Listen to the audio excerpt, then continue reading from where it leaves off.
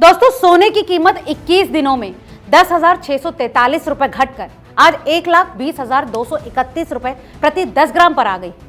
याद दिला दें कि 17 अक्टूबर को इसकी कीमत 1,30,874 रुपए के अपने अब तक के सबसे ऊंचे लेवल पर पहुंच गई थी।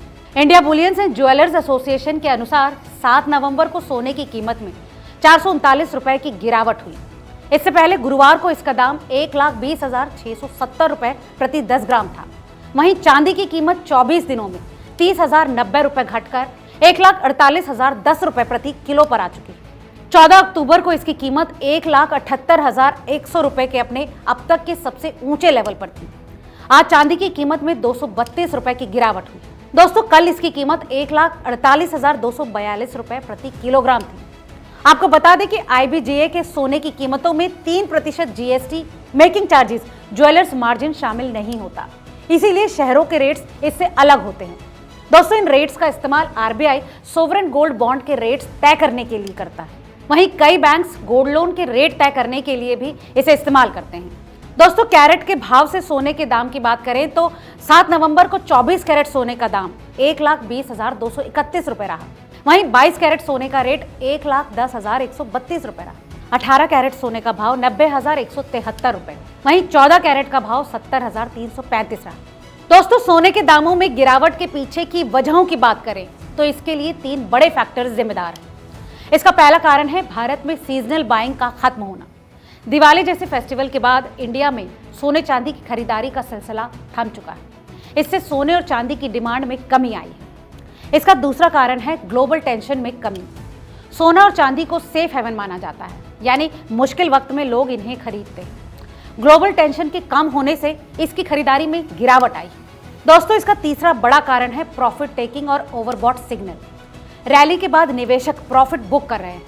टेक्निकल इंडिकेटर्स जैसे रिलेटिव स्ट्रेंथ इंडेक्स दिखा रहे थे कि कीमतें ओवरबॉट जोन में पहुंच चुकी थी।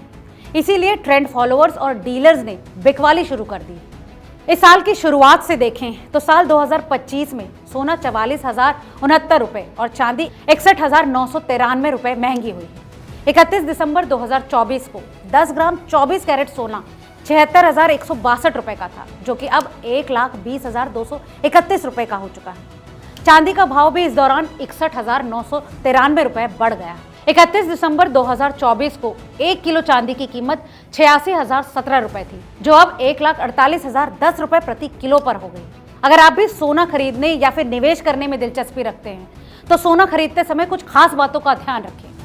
दोस्तों, सबसे पहले आता है कि सर्टिफाइड गोल्ड ही खरीदें। हमेशा ब्यूरो ऑफ इंडियन स्टैंडर्ड्स यानी BIS का हॉलमार्क लगा हुआ सर्टिफाइड गोल्ड ही खरीदें। दोस्तों, ये नंबर अल्फा न्यूमेरिक यानी कुछ इस तरह से हो सकता है AZ4524।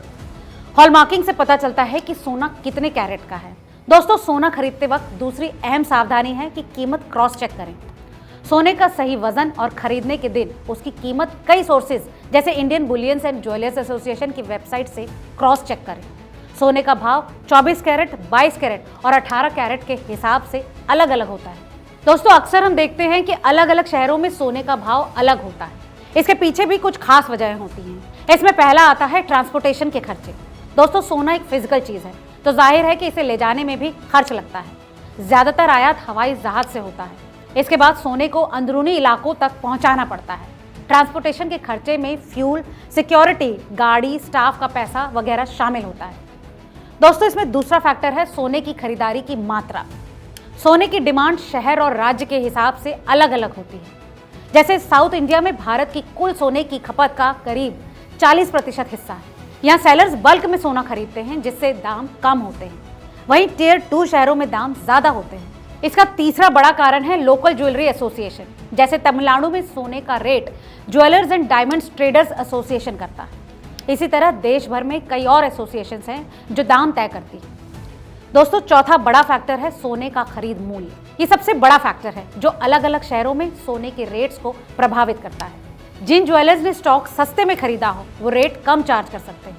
दोस्तों, यही वजह है कि अलग अलग राज्यों में सोने की कीमत अलग अलग मिलती है। आज के इस वीडियो में फिलहाल इतना ही। आप सोने और चांदी के लगातार गिरते भावों को कैसे देखते हैं, हमें कमेंट करके जरूर बताएं। ऐसी तमाम और अपडेट्स के लिए देखते रहिए रिपोर्टर जी। बहुत बहुत शुक्रिया।